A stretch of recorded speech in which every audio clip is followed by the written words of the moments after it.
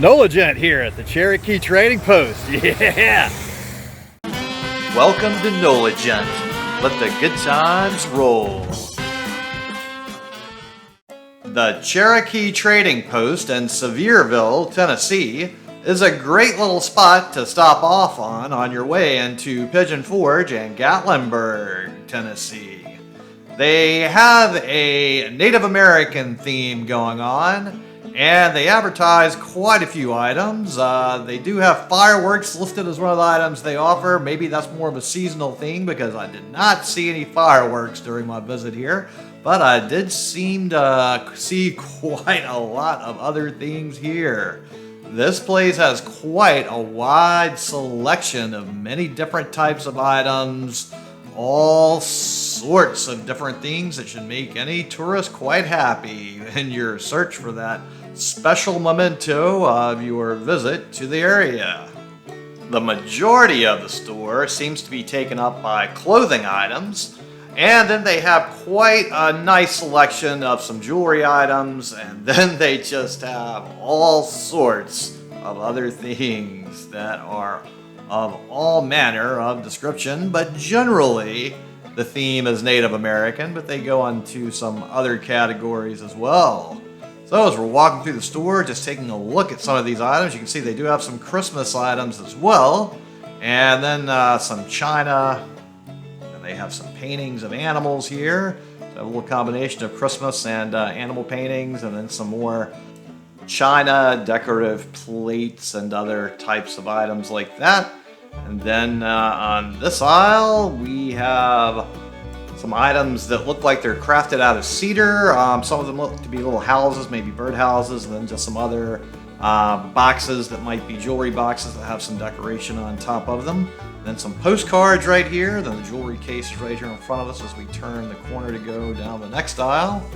And they just have quite an assortment that just goes all over the place. There's some stuffed animals, some unicorns, I guess, and a bunch of other stuffed animals over there on the right. And then some little Native American Indian dolls on the left side. Some coonskin caps right there. I love those. Then just some plaques that have all sorts of different decorations. Some items in jars, and then some more clothes. This looks like it's a lot of t-shirts, some sweatshirts, and then we have some purse items on the right here.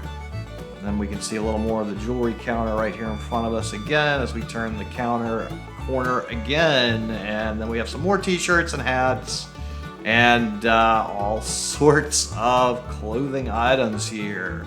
So definitely the majority of this place seems to be taken up by clothing items by far. Got another selection of hats. And hey, go ahead and give this video a thumbs up and destroy that subscribe button. I'd really appreciate it, and it really would help me a lot. And I'm not quite sure what all these items in the jars are. It seems to be a mixture of all different types of items. There's some candles mixed in the mix as well. And they have all kinds of interesting items along with headdresses along here, which as far as I know, the Cherokee did not wear the war bonnets. That was more of a Plains Indian tradition, but who knows? Maybe there were some Cherokee that did wear a war bonnet. I don't know, but as far as my anthropology training tells me, that was not a culturally appropriate placement. But who knows? Books have been wrong before, teachers have been wrong before. So maybe some Cherokee at some place in time did wear them. And when I was growing up and going through Cherokee, North Carolina, they did have some Cherokee that actually wore the war bonnet, which maybe that was more trying to meet the needs of tourists instead of history. And some more jewelry right here in front of us. They did have a really nice selection of jewelry that would seem to be above average compared to many of the other Native American themed establishments in the area. So it seems to be the real strong point is it did have some higher quality jewelry items. Here's some posters down here. And then as we turn the corner, and there's some moccasins. All the moccasins seem to all be made by Minnetonka everywhere I went, so we didn't even have to look at those really because you can just go on the Minnetonka website and see those. Some leather belts on the right, leather vests, and more clothing items over here. A couple bags and some blankets, throws in here. Some more Native American dolls here. This is quite a large selection. They seem to have a larger selection of those dolls than most other places also.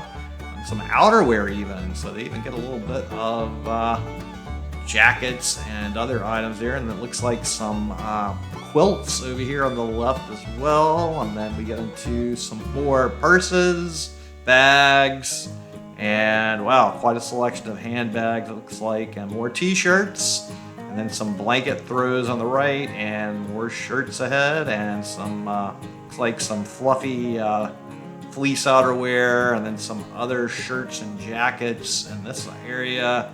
These are leather items mixed in with some cloth on some of these, some hats on the right.